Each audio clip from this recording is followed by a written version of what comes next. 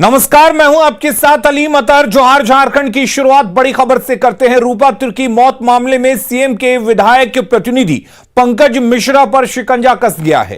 Court ने पंकज पर FIR दर्ज करने के आदेश दिए हैं। साथ ही कोर्ट ने साहिबगंज डीएसपी के साथ SC/ST थाना प्रभारी और रांची के सिटी एसपी पर भी एफआईआर दर्ज कर कार्रवाई के आदेश दिए हैं।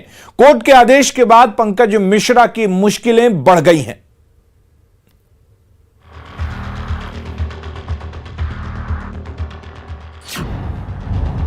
पंकज मिश्रा पर कसा शिकंजा। रूपा तिर्की केस में एफआईआर के आदेश। सीएम के विधायक प्रतिनिधि हैं पंकज मिश्रा। साहिबगंज की महिला थाना प्रभारी की मौत मामले में सीएम के विधायक प्रतिनिधि पंकज मिश्रा पर शिकंजा कस गया है। पहले पंकज से सीबीआई ने पूछताछ की। अब रांची जिला कोर्ट ने पंकज मिश्रा पर एफआईआर दर्ज करने का आदेश दे दिया है। कोर्ट ने इस केस में साहिबगंज डीएसपी प्रमोद मिश्रा के साथ SC/ST थाना प्रभारी और रांची के सिटी एसपी पर भी एफआईआर दर्ज करने के आदेश दिए हैं। ऑडियो वायरल हुआ था जिसमें रूपा तिर्की जो पूर्व में थाना प्रभारी थी साहिबगंज में, जिनके मर्डर का चार्ज जो है कुछ लोगों पे है, और उसी संदर्भ में उनकी मां ने एक उस वायरल वीडियो के बेसिस पे कंप्लेंट डालने की कोशिश की कि एफआईआर हो जाए पंकज मिश्रा और प्रमोद मिश्रा पर। तो उसमें जो अफसर इंचार्ज हैं और ST/SC थाना के और SP सिटी ने नहीं किया एफआईआर लॉन्च, तब जाके इन्होंने कंप्लेंट फाइल किया। कंप्लेंट में आज माननीय न्यायालय ने आदेश दिया है, माननीय सिविल कोर्ट ने, कि उसमें एफआईआर लॉन्च हो। दरअसल रूपा तिर्की की मां ने पंकज मिश्रा पर गंभीर आरोप लगाए हैं। एसपी को दिए आवेदन में रूपा की मां ने पंकज मिश्रा पर प्रताड़ना का आरोप लगाया है। इसके बाद से ही पंकज मिश्रा पर शिकंजा कसता दिख रहा है। इससे पहले रूपा तिर्की के मामले में सीबीआई ने पंकज मिश्रा से 3 घंटे पूछताछ की थी। मुख्यमंत्री हेमंत सोरेन के विधायक प्रतिनिधि पंकज मिश्रा पिछले कुछ दिनों से लगातार सुर्खियों में हैं। साहिबगंज महिला थाना प्रभारी रूपा तिर्की की मौत मामले में पंकज मिश्रा का नाम आगे आ रहा है। हाईकोर्ट में पंकज के खिलाफ आय से अधिक संपत्ति का मामला भी दर्ज है। बीजेपी किसान मोर्चा के प्रदेश उपाध्यक्ष ने मुख्यमंत्री हेमंत सोरेन के विधायक प्रतिनिधि पंकज मिश्रा पर जान से मारने की धमकी का आरोप लगाया था। पंकज मिश्रा पिछले दिनों तब भी चर्चा में आए थे जब संथाल परगना में कई आदिवासी संगठनों ने अवैध खनन में उनकी संलिप्तता का दावा किया था। अब पंकज मिश्रा पर एफआईआर दर्ज करने के आदेश के बाद उनकी मुश्किलें बढ़ गई हैं। न्यूज़ 18 के लिए रांची से संजय सिन्हा की रिपोर्ट।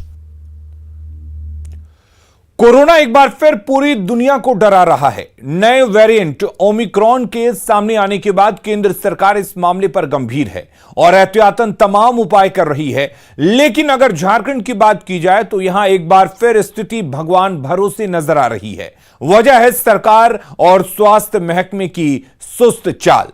पेश है ये रिपोर्ट।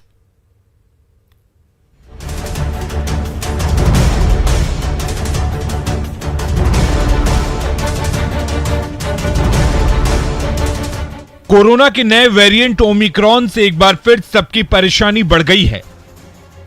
नए वेरिएंट के मामले सामने आने के बाद केंद्र सरकार अलर्ट मोड पर है, लेकिन झारखंड में हालात तो हैरान करने वाले हैं। झारखंड में कोरोना के इस वेरिएंट की जांच के लिए मशीन ही नहीं है। प्रदेश के सबसे बड़े अस्पताल रिम्स में भी जीनोम सीक्वेंसिंग मशीन की सुविधा नहीं है। अब जब मुसीबत सामने खड़ी है तो व्यवस्था की बात की जा रही है। तो नए वेरिएंट का जो जांच होना है उसके लिए भी एक मशीन की व्यवस्था की जा रही है, जिसको बोलते हैं जीनोम सीक्वेंसिंग मशीन। पहले इसके लिए भुवनेश्वर भेजा जाता था। पिछला बार जो सेकेंड वेव आया था उसमें डेल्टा स्ट्रेन के चलते हुआ था, तो उसकी पहचान के लिए भुवनेश्वर भेजा गया था। लेकिन स्वास्थ्य मंत्रालय, हमारे माननीय स्वास्थ्य मंत्री के द्वारा प्रयास किया जा रहा है कि जल्द से जल्द जीनोम सीक्वेंसिंग मशीन हमारे यहाँ माइक्रोबायोलॉजी डिपार्टमेंट में लगा दी। सूबे में स्वास्थ्य व्यवस्था के हालात किसी से छिपे नहीं हैं। हालात को लेकर बीजेपी राज्य सरकार पर वक्त रहते जरूरी उपकरण नहीं खरीदने का आरोप लगा रही है, तो सरकार में सहयोगी कांग्रेस का मानना है कि राज्य सरकार इसे लेकर गंभीर और संजीदा है और लोगों की सुरक्षा को लेकर हर मुमकिन कोशिश की जा रही है। चेत भी किया था कि समय रहते तैयारियां सारी हो जाए, तो केंद्र के द्वारा पर्याप्त सहयोग भी राज्यों को दिया गया। जिस तरह के भी चिकित्सीय उपकरण की जरूरत हो, केंद्र के द्वारा पैसे देकर उसको सुनिश्चित किया गया। लेकिन अगर राज्य सरकार कल शासी निकाय की बैठक में यह फैसला लेती है कि हम जीनोम सीक्वेंसिंग मशीन खरीदने की प्रक्रिया शुरू करेंगे, तो आप समझ सकते हैं कि तैयारियां किस स्तर पर है। तो कहीं ना कहीं हिला हवाली हो रही है और या तो ये अनुमान नहीं लगा पा रहे हैं कि किस स्तर पे विनाश हो सकता है, या फिर हल्के से ले रहे हैं। माननीय मंत्री बन्ना गुप्ता ने पूरी संजीदगी से इस मामले को, पूरी गंभीरता से इस मामले को लेते हुए यह कहा कि 1 महीने के अंदर रिम्स में जो है मशीन लग जाएगी, ताकि यहाँ के लोगों को किसी प्रकार की कठिनाइयाँ और दिक्कत का सामना ना करना पड़े। बहरहाल दावे पहले भी हुए थे, दावे अब भी हो रहे हैं, लेकिन पहले कोरोना से जिस तरह की तबाही झारखंड के लोग देख चुके हैं, ये तो तय है कि दावों से काम नहीं चलेगा, बल्कि आरोप प्रत्यारोप की बजाय जमीन पर हालात सुधारने पड़ेंगे। कहीं ऐसा ना हो कि नया वेरिएंट ओमिक्रॉन फिर से तबाही की तस्वीर छोड़ जाए। ओम प्रकाश, न्यूज़ 18, रांची। आस्था का प्रतीक रांची के पहाड़ी मंदिर का अस्तित्व खतरे में है। ऐतिहासिक पहाड़ी पर लगातार कंक्रीट के निर्माण ने इसके भविष्य पर सवालिया निशान खड़े कर दिए हैं। मिट्टी में तब्दील हो चुकी रांची पहाड़ी पर पानी की टंकी के निर्माण का बोझ दिया जा रहा है। सवाल यह है कि पहाड़ी के साथ यह अन्याय क्यों?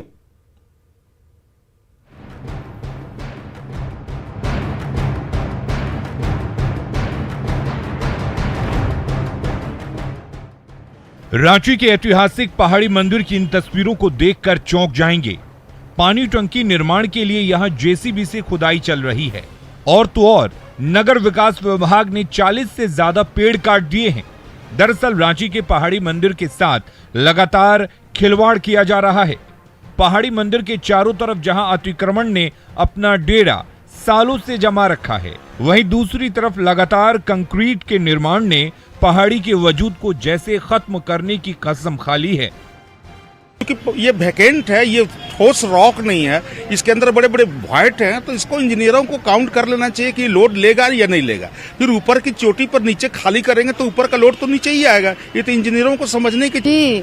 पहाड़ी तो घर बना के रखा है लोग, बाबा के आने दर्शन करने से मन आदमी सुकून मिलता है। यहाँ पर कीचड़ा खाली बिछा दिया है लोग। शुरू से मतलब कोई भी पहाड़ी मंदिर लाना चाहेगा तो बोलेगा कि अरे यहाँ पे तो अगल बगल में बस्ती बस गया है, यहाँ पे तो कुछ नेचुरल है ही नहीं देखने लायक। पहाड़ से उसका मिट्टी भी कट जाता है, अगर ज्यादा लोग रहेंगे तो फिर वो खूबसूरती नहीं दिख पाएगा जो मंदिर का खूबसूरती है। बहुत दूर दूर से लोग यहाँ पे दर्शन करने के लिए आते हैं।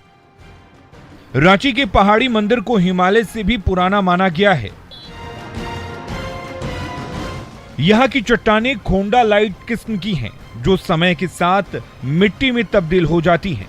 ऐसे में पुराने पेड़ों को बचाना और नए पेड़ लगाना बेहद जरूरी है, लेकिन प्रशासन उल्टे टंकी के निर्माण के लिए पेड़ों को काट रही है। देखिए, रांची पहाड़ी पर कोई भी कंस्ट्रक्शन पहाड़ी के लिए खतरा है और अगल बगल लोगों के लिए भी खतरा है। ये हम कई सालों से कह रहे हैं, क्योंकि ये पहाड़ जो है, ये खोंडालाइट पहाड़ जो है, गार्नेटिफेरस सिलिमेनाइट ग्रेफाइट सिस्ट इसका ये जियोलॉजिकल नेम है। ये हिमालय से भी करोड़ों साल पुराना। अब ये मट्टी इसकी अपरदित हो चुकी है, पूरी चट्टान जो है पूरी तरह अपरदित होकर मट्टी बन चुका है, और उस पर कोई भी बड़ा कंस्ट्रक्शन चाहे नीचे चाहे बेस पर पेड़ को हटा के, क्योंकि इसका जो ढाल है वो भी अब खतरनाक है। इससे पहले भी इस साल 1974 में पहाड़ी के पश्चिमी हिस्से में आसपास की आबादी के लिए पानी की टंकी का निर्माण किया गया था, लेकिन जैसे जैसे पहाड़ी के चारों तरफ नए नए मोहल्ले बसते गए, जलापूर्ति की जरूरतें भी बढ़ती गईं और हर बार पानी की टंकी बिठाने के लिए ऊंचाई के लिहाज से पहाड़ी के ही अस्तित्व को खतरे में डाला गया। खबर धनबाद से है, जहां गुजरात पुलिस ने 2 साइबर अपराधियों को गिरफ्तार किया है। गिरफ्तार दोनों साइबर शातिर दामोदरपुर के रहने वाले हैं। दोनों को गुजरात पुलिस ट्रांजिट रिमांड पर अपने साथ लेकर जाएगी। दरअसल नवंबर महीने में गुजरात के पाटन में साइबर क्राइम को लेकर मामला दर्ज किया गया था। जांच में साइबर अपराधियों का तार धनबाद से जुड़ा। गुजरात पुलिस की 3 टीम ने अलग अलग थाना क्षेत्रों में छापेमारी कर रही है। पुलिस को बाकी आरोपियों की तलाश भी जारी है।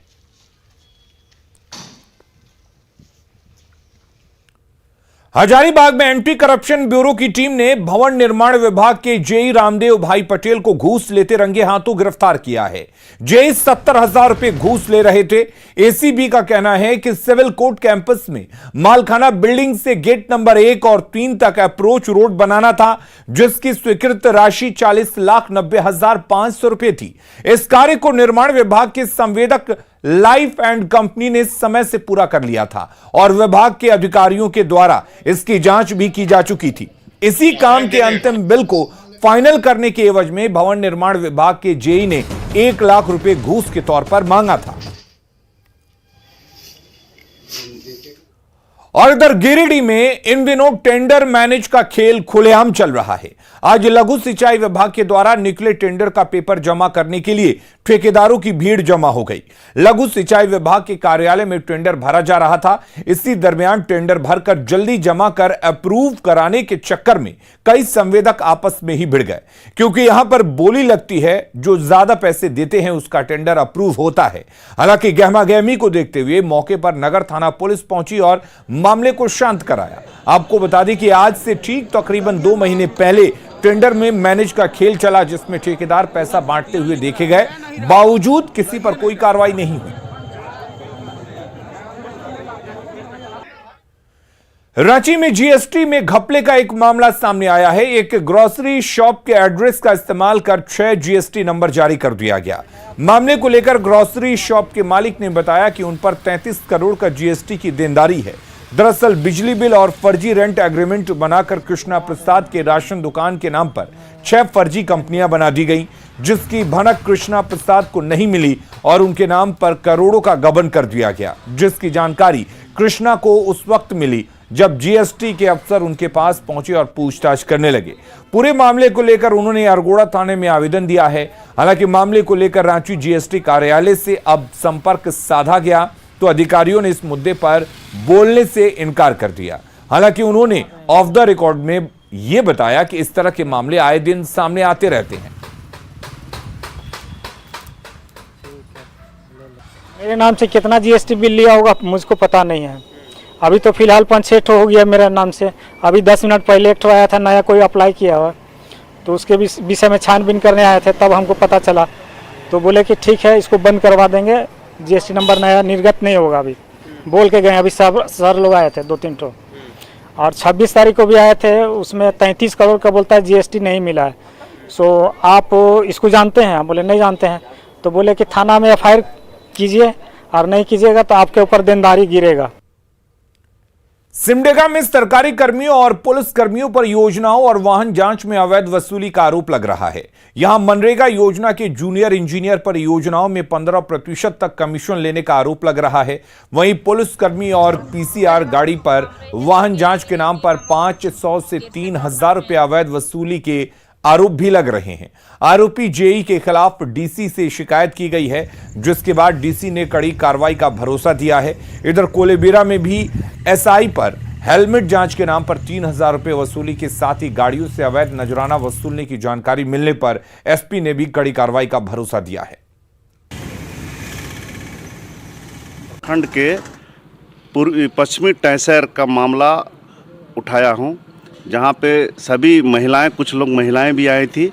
उन लोग का कहना है कि 30,000 का जो योजना होता है उसमें 5,000 का घूस मांगा जा रहा है, और जो 4 लाख 5 लाख का जो रोड हुआ, मुर्मीकरण हुआ, समतलीकरण हुआ, जो भी हुआ, पुल पुलिया हुआ, उसमें 20 से 25,000 रुपये तक मांगा जा रहा है। डिटेल्ड फैक्ट के साथ जो कंप्लेंट्स है वो दायर होगा, जांच होगा, और जैसा उसमें फाइंडिंग होगा अकॉर्डिंगली वैसा हम लोग एक्शन लेते जाएंगे।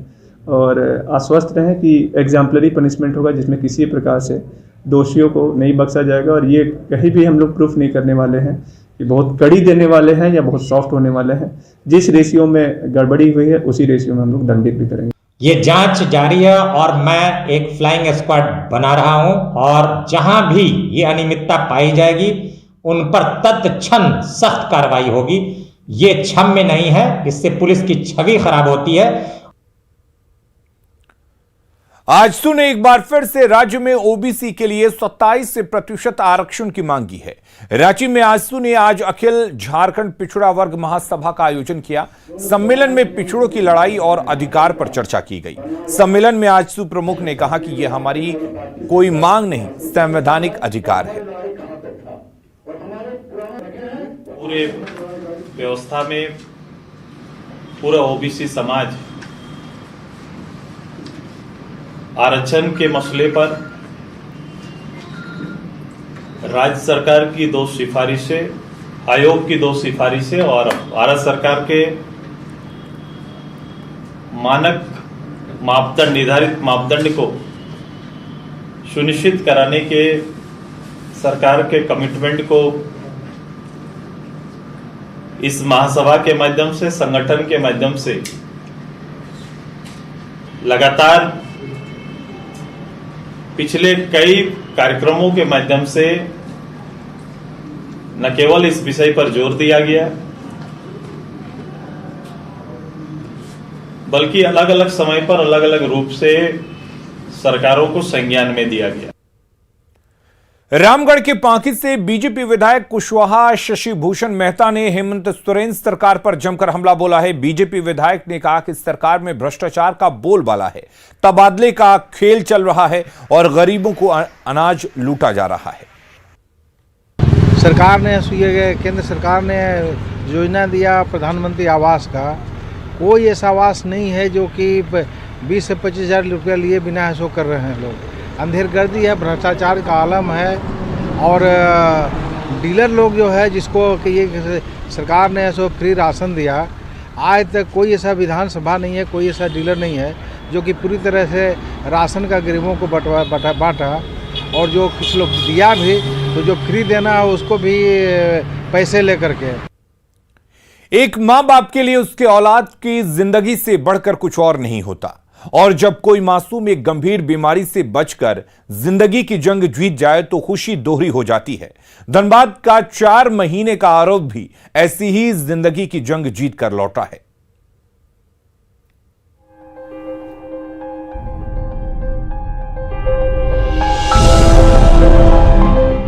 धनबाद के रेलवे स्टेशन पर मासूम आरव की आरती उतारी जा रही है। दादी मां आरव के माथे पर काला टीका लगा रही हैं, कहीं उनके कलेजे के टुकड़े को नजर न लग जाए। दरअसल धनबाद जिले के बरमसिया निवासी अजय कुमार साव के 4 माह के पुत्र आरव को बाइलेरी एट्रेसिया नामक गंभीर बीमारी थी। इलाज के लिए 25 लाख रुपए की जरूरत थी। न्यूज 18 ने आरव मांगे जिंदगी नाम की एक मुहिम चलाई। फिर समाज सेवी अंकित राजगढ़िया सहित कई लोग सामने आए और 25 लाख जुटाए गए और अब आरव चेन्नई के ग्लोबल अस्पताल से जिंदगी की जंग जीत कर लौटा है।